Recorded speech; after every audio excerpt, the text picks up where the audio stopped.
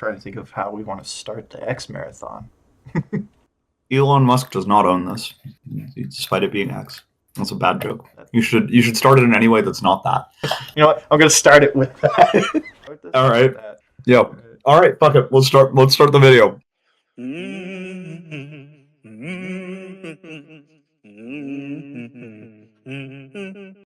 Hey everyone, and welcome to our first of many episodes of X Marathon, where we will be covering each of the X-Men movies and the one TV show that we want to talk about.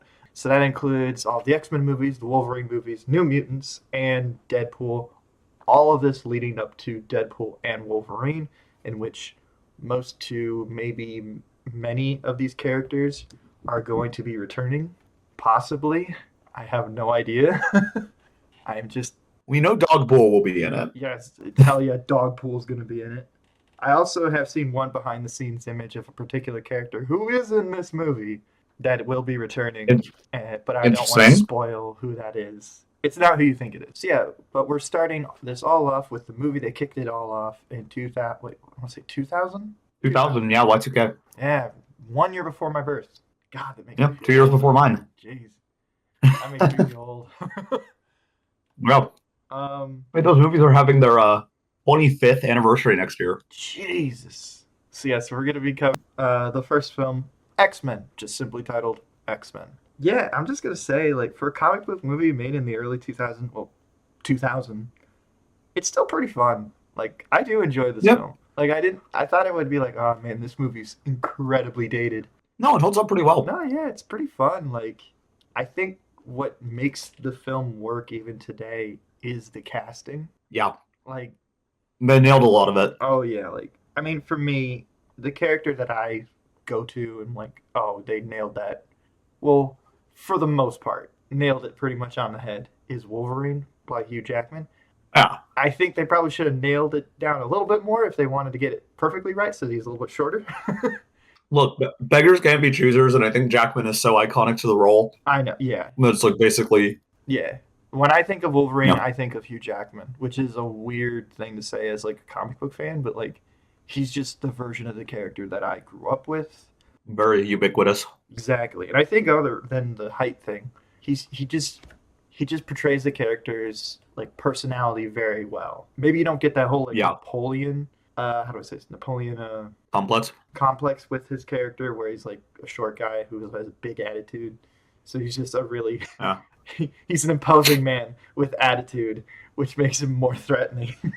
They totally killed the casting with Hugh Jackman as Wolverine. Mm-hmm. But also going back, there was a lot more of the casting. Well, like obviously I didn't appreciate because I watched this movie when I was pretty young, right? Like I was 8 or 9 years old, and this was my first exposure to superheroes. But looking back on it, like they really absolutely did a fantastic job with casting like Rogue and Storm and I mean obviously Magneto and Professor X, but that's not news. I was gonna get into them. Oh man, especially Magneto, just serving cunt, man. Just a scene chewer, man. Just Ian McKellen is just incredible as this villain.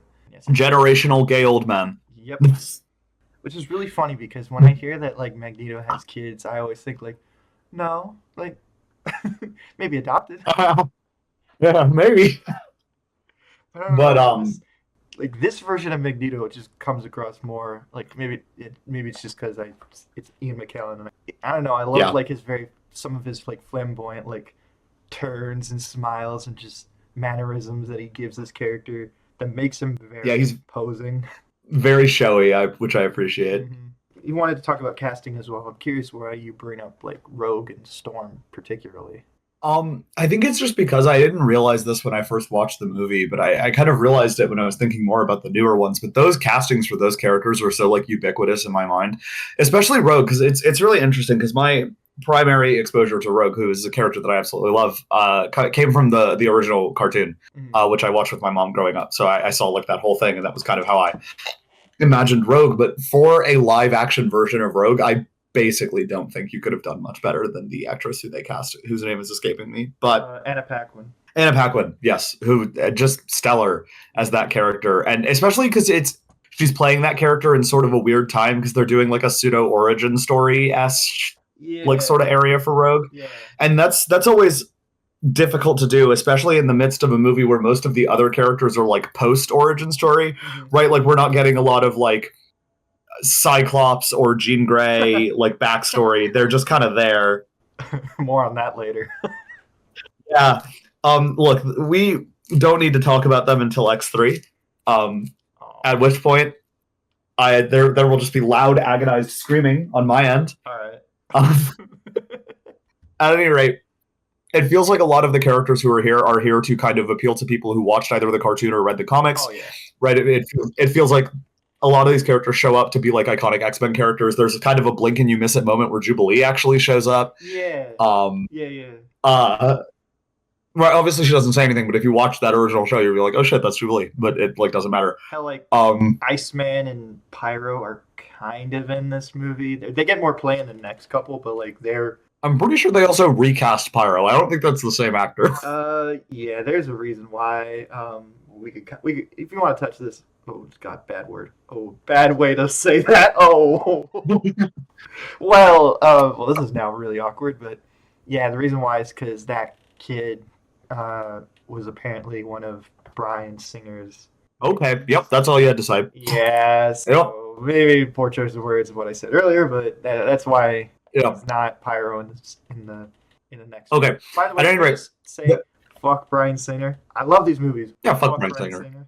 Yeah, As I you mean, said. look, if I can, read the works of Dostoevsky who attempted to overthrow an entire government and not be in support of overthrowing governments necessarily, Mhm. I can, watch back a 2 hour movie on Disney Plus and not be like, pedophilia is cool. Don't do that. There's a lot of problematic directors in these films that we're just gonna have to get over. Yeah, tough times. Yeah, but yeah, you're talking about like characters that just kind of get like show in this movie. Yeah, I mean, it's super fun, right? Like, Toad is around. Toad is like the most D-list of D-list like X-Men characters, but he shows up Mm-hmm. and he's just like a weird little creature, and it's Yeah. fantastic. Easily one of the highlights of the movie. Well, it's also Ray Park who just got off playing Darth Maul, so they're like, well, we're gonna get Ray Park. Yeah, it highlights to me what is good about X-Men, and the reason that I like X-Men Mm-hmm. a lot more than I like a lot of other superhero media is specifically because there are a lot of characters who are like weird. There are so many characters who they introduce that have like very strange or odd powers or odd bits or whatever. Mm-hmm. And it's just awesome that they have that diversity of character. Or really cool powers with really like weird drawbacks. Like Yeah. Cyclops for that matter. Really cool, like he's got basically one of Superman's biggest superpowers. However, they do a really cool thing where it's like he can't really turn it off. I mean he can turn it off by shutting his eyes, but Right. he has to there's a loophole, there's ways that he has to get around that. Like Wolverine in this film makes it like one of the best quotes of this movie is when Rogue asks like, "Do they hurt when they come out?" And he's like, "All the time." Like Yeah. it's weird body dysmorphic stuff that hurts that these people have to deal with, on top Yeah. of all of the bullshit that they have to deal with just being who they are. Yeah. And I mean it kind of gets into the very simple allegory that X-Men has always been going for, which is to sort of talking in no uncertain terms about all kinds of different exploited minorities, right? And sort of trying to repurpose things is it's like these aren't necessarily always going to be positive things. They aren't going to be things that make your life easier, but that doesn't stop them from being strengths that a person can have. Exactly. And I really appreciate that sort of moral messaging, especially in something that, I mean, despite being PG-13, I think it's pretty obvious this movie is targeted at a slightly younger demo. Mm-hmm. But like in a good way, right? This feels like Yeah. the first PG-13 movie you show a kid, because it's not like bad or anything. Like I think 2 people get stabbed. It was mine. Like, Yeah, I think it was one of mine. This was like one of the films that like I grew up with. Like the X-Men was like a huge part of my childhood. At least these films, and then like the other TV shows, like the original cartoon, some of the cartoons that were going on at the time, the movies that were going on at the time, like in some of the comics, I would just read and just be like, oh, these characters are so cool. Who's that? Who's this? Yeah. I think the other element that's kind of, it was definitely like the, ooh, is this is a bit adult, was Mystique, which I do want to get your opinion on.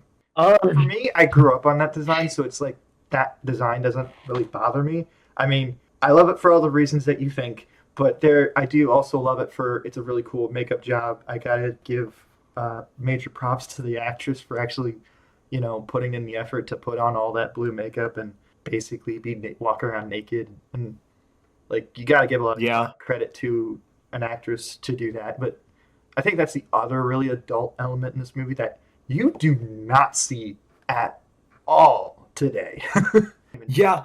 And I mean, I kind of understand why, because I think that this was definitely part of that era where we were getting to the point where female celebrities in skimpy outfits on screen was a thing that was happening in major movies, Mm-hmm. like more so. Yeah. Right, like the example that I always point to, because it's a movie that I really like despite it being terrible, and it is terrible. To be clear, this movie is terrible. But Angelina Jolie in Wanted, uh, there's a there's a scene where she gets her ass out, right? And it's the only Uh-huh. thing that people talked about from that movie when it came out, which Yep. they should have been talking about a lot of other things, like how comedically fucking terrible that movie was. But I, dude. But yeah, you have no idea. I remember seeing that, like the hint of the crack in so many posters outside of like yeah, Best Buys. Hell, I saw one at the entrance of Office Max. because it was a big event, Uh-huh. because that's kind of where we were with women in Hollywood at the time, Mm-hmm. right? Like that was what was going on. Mm-hmm. And was that a bad thing?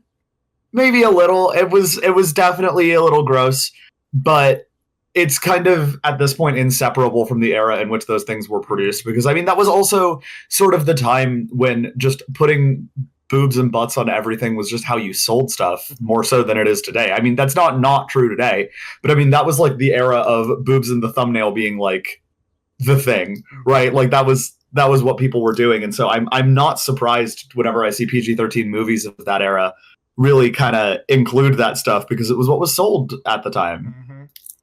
And like, especially in stuff like X-Men, which was being marketed to sort of a more male market.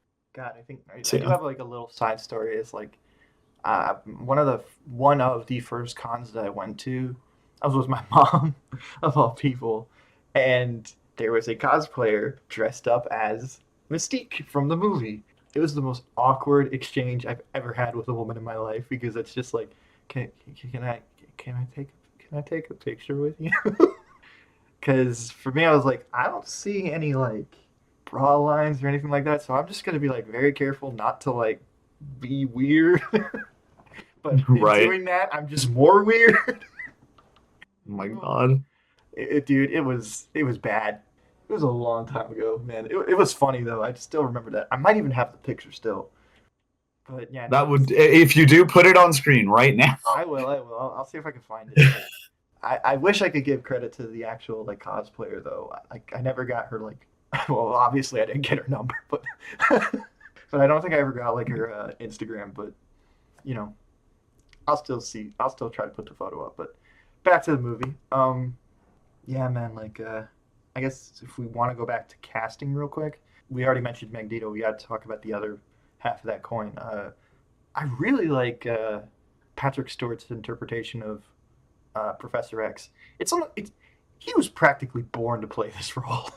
Yeah, I mean, there's a reason he did it for so long. He's just very good at it. And Yeah. like there have been I'm this may be controversial. I don't know how controversial it is. And Go. we'll talk more about this when we get to these movies. Uh huh. But I've always really liked the way that First Class handled casting Professor X and Magneto, and I do really like those interpretations of the I characters. I agree, but I would rather talk about it in that review. Yes. Well, yes. That's why I say we're going to talk more on this later. But what I Okay. was going to say in like further on that is that even though I love those versions of those characters, it is very hard to beat Stewart's Professor X. Like it's just so instantly recognizable and iconic to see him in Oh, that role. it is the character. Like hell, I remember like when Doctor Strange 2 was coming out and there was like a hint of him coming back. You're like, no way. Like just seeing the back of his bald head in the trailer, you're like, is that? Yeah. Right, because like whenever I see Patrick Stewart in anything, immediately to me he's either Picard or Professor X. Like Yeah. that's just where my brain goes. And I didn't think they were going to put Picard in a Marvel movie, so I don't know what Disney yeah, is at this yeah, point. it's possible. Who knows? Actually, I think the X-Men did meet Star Trek at one point, which is funny you say that. Oh my gosh, I think I have a comic. I don't. I'll have to find if they actually did, but it was like X-Men meet Star Trek. But that'd be very funny. Yeah, but yeah, he was just so good in this role. Like, just a very warm, welcoming presence that kind of like literally guides like you through like this new world. Hell, he introduces the movie in voiceover. He helps Yeah, Wolverine. He's just a very good character that even though he is like doing a lot of exposition, he's a teacher, so it kind of comes off as like, well, this is how he talks. right. Like this is just kind of how he would say things. I just have one more thing to talk about, just with like characters and stuff like that. I really do like Rogue and Logan's like dynamic in this film. Just this Right. like I mean, we're gonna see this repeated a lot in this franchise with Wolverine about him taking care of a little girl, but in this film, I really do like his reluctance at first makes a lot of sense. He's like, I don't. Why is this kid in my truck? Get out. But like Yeah. over the film, like he kind of sees like this girl has it worse than me. Like she can't like touch anybody. She is literally Yeah. disconnected from the entire world. Like that's a scary thought to have. And like he helps her and protects her, and like he's only staying at the school because that she is there, and also to get Right. like some information about his past that he has blocked. No, I really like that relationship. I really like. I mean, I don't want to say humanize in like a derogatory term because we are talking about mutants here, but it does humanize the characters to like okay, this is a way for like someone who knows nothing about these characters to pop in and kind of be swept away and like, oh, these characters are people first and foremost. Yeah. Questions I have for you, like, what do you think about the costumes? Because personally, I know a lot of people have problems with them. I don't. Yeah, they're fine. They're fine. I mean, so a lot of people are really ride or die for movies to have costumes that look like the comics, look like cartoons, whatever. I think that can work in some cases. I also think we need to be realistic and admit that some things would look dumb as fuck if we put them in live action characters. Mm-hmm. Also, just time period that this movie was at with how CG looks, with how cameras and everything were filmed back then. It just would not have looked good. Yeah. We were still at an age where like people who grew up reading comic books weren't quite like big name directors or directors with power to do anything about it. So they were still testing the ropes, and I think these costumes are fine. I get why they Yeah. look like this, but yeah, I just kind of wanted your opinion on that, and yeah, Yeah. and like the action in the film is kind of a little weak in my opinion. Like it's a Oh, lot I of like disagree. I liked the action. I think there's moments that are pretty fun, but I just think that it's a little too like not like wire fu in like the way that like that could be beautifully done. It just looks like all right, 3, 2, 1, and just a bunch of guys throw these actors around on wires. It looks a little weird to me. Yeah. It looks like just stand around, shoot your laser. I guess at the time they were like, well, how are we gonna film this? Like Wolverine does have the best Yeah. stuff in the movie because it's like, well, it's a fist fight. Yeah, like Wolverine stuff is awesome, and some of the other stuff is a little clunky. But I'm going to argue that we don't like rewatching it today, like I did. I was kind of taken aback by like, wow, it does. It just occurred to me movies don't really look like this anymore, and maybe it's Yeah. just me not being huge on CG. But seeing it seem like the actors and stuff were actually like moving in the scene Yeah, that's true. was such like a nostalgia wave to me that I was willing to put up with it looking a little. Oh Looked my God, very they're charming. actually on set together. Yeah, shit's crazy. Like, where's the blue screen? Why do these people feel like they're in a room with each other? Yeah. And then the other thing I wanted to talk about was, I mean, we kind of brought it up earlier with the whole like X-Men always being like an allegory for like civil rights movement, like gay pride and stuff like that. But the one thing that kind of breaks that whole like allegory for me is Magneto's ultimate plan. Yeah, In that it's just like this device that manages to take people who are like normal humans and turn on their mutant gene. But right. it kind of made me laugh in like the idea of like, well, if this is like an allegory for like the gay pride movement, it would just be, Yeah. be like, oh my God. Yeah, to make everyone homosexual. You get blasted by the wave, you're like, ah, I don't feel any different. Yeah, yeah. And that was the real lesson that we learned along the way. Yeah. But actually on that note, to kind of follow up with that, I do want to say, as much as I enjoy this movie, Uh-huh. I do think the actual writing of Charles and Magneto is one of the few things that I will be a little bit critical of, Okay. mostly because there are a number of movies that I think have done it better, and it always really frustrates me when we aren't willing to interrogate the fact that Charles is like wrong on some level. He's not like wrong, but he's not like 100% unequivocally morally correct. There are X-Men movies that I think do this better, specifically the prequel ones. I really like those movies. We're going to talk more about them when we actually get there, but I feel like in this movie specifically, we kind of get this whole thing of Magneto is an evil extremist and Charles is the good person who helps children. And it is very reductive to their dynamic in a way that I don't love, but I'm willing to put up with it because it gets explored more thoroughly and better in other movies. I can see where you're coming from, but this is also the first movie, Yeah.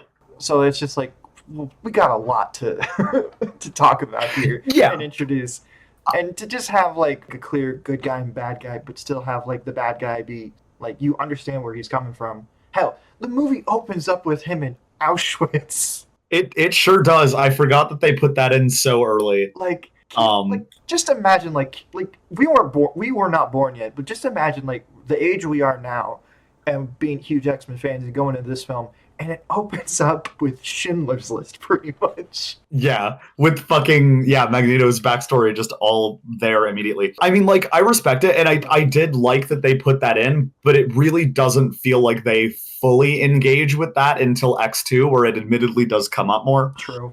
I am very passionate about Magneto being one of the best villains that Marvel Comics has ever like produced, and villain is a strong term. He's one of my favorite characters that Marvel Comics has ever had. Mm-hmm.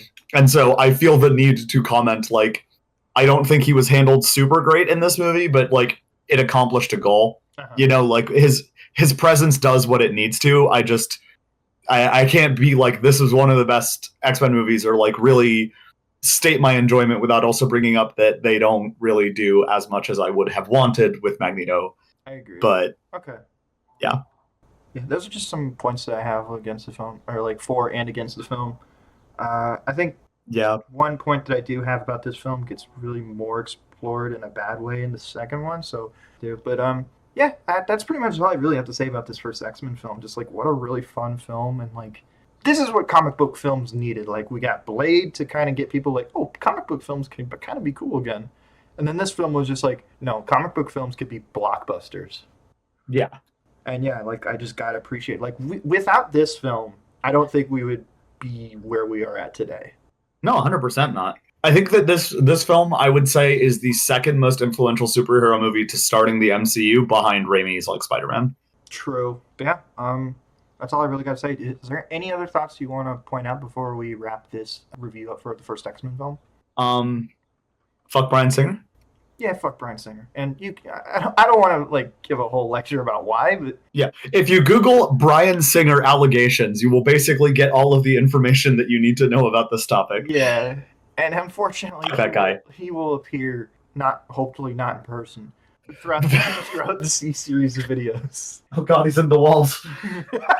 All right. Well, that being said, thank you guys for listening to our first review for the first X-Men film. We had a lot of fun talking about it. Can't wait to talk about the rest of the films. Stay tuned. Actually, in just a couple days, we'll be covering X2. And yeah, I hope you guys watch that video. It's going to be a lot of fun. And yeah, that's all I really got to say. Emily, is there anything you want to say before we wrap this up? That's what I said before. Stand by it. All right. Well, please like, subscribe, and share. And I hope to see you all in the next video. Bye.